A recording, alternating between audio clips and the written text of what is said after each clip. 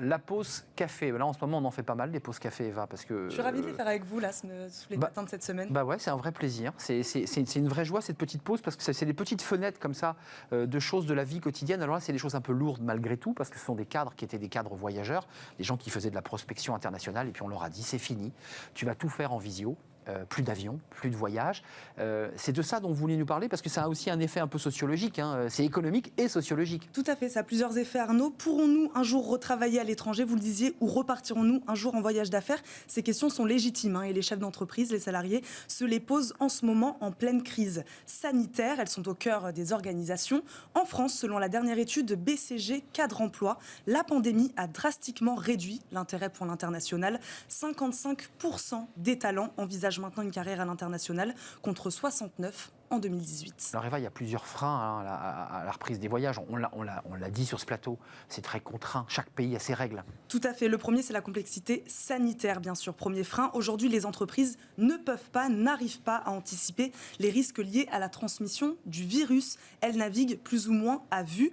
Autre problème, Arnaud, il n'y a pas non plus d'uniformisation des règles. Au sein de l'espace Schengen, les restrictions se font par pays, voire par région. On le voit aujourd'hui, par exemple, avec la Moselle.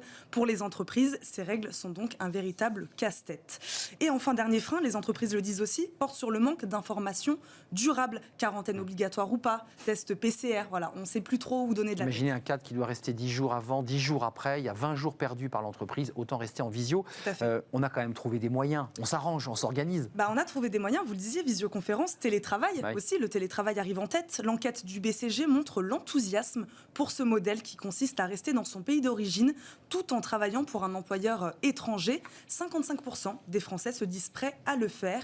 Une ouverture particulièrement élevée chez les talents du digital, bien sûr, pour qui il est plus facile de travailler à distance. Embaucher des personnes d'autres pays n'est pas une pratique nouvelle pour les employeurs, mais la tendance au travail à distance permet de le faire à plus grande échelle et d'accroître le nombre de bons candidats potentiels, nous dit le rapport. Alors, Eva, il y a une question importante. On a vu qu'ADP était vraiment dans la tourmente aéroports de Paris, qui ne sont pas qu'à Paris d'ailleurs, il faut le préciser. Ils ont des aéroports partout dans le monde. 30 000 salariés vont se retrouver évidemment sur la brèche. Inéluctable ou pas? On va vers quoi? S'il se généralise, le télétravail pourrait, c'est sûr, impacter fortement le volume des voyages d'affaires. Quant à la visioconférence, elle pourrait, elle aussi, prendre une part des déplacements professionnels, mais ne les remplacera pas, Arnaud. Pour les entreprises, la qualité des échanges à distance n'est pas comparable à celle du présentiel. Évidemment. L'avenir du secteur dépendra aussi de l'alignement des réglementations entre les pays, toujours les réglementations.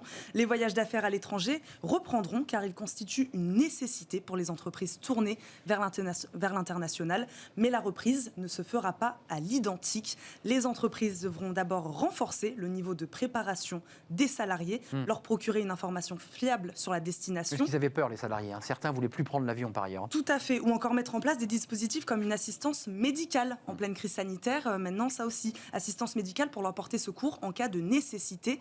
La fonction RH, je vous en parlais aussi beaucoup sur ce plateau, aura d'ailleurs un rôle de plus en plus important à jouer dans ces nouveaux modes de fonctionnement.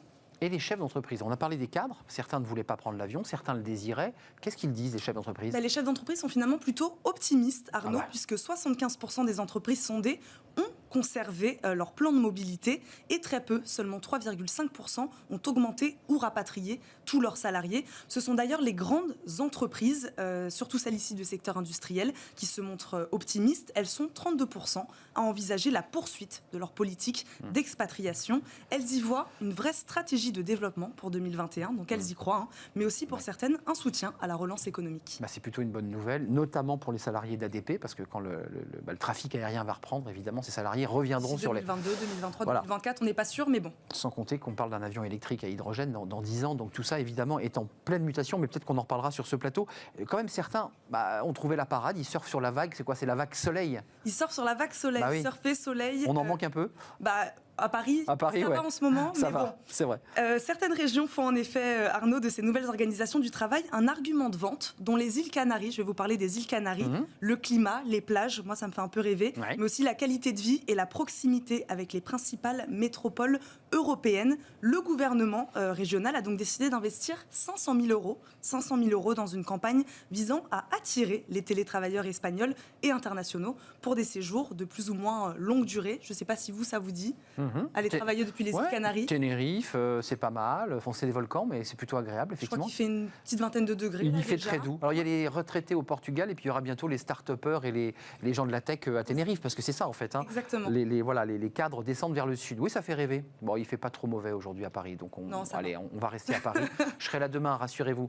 Merci Eva. Merci pour cet éclairage. Et puis on suivra évidemment de près le dossier ADP, Aéroport de Paris, qui évidemment est dans une situation dramatique puisque les avions sont pour la plupart restés au sol. Merci pour cette petite pause café, un voyage immobile. J'adore cette expression.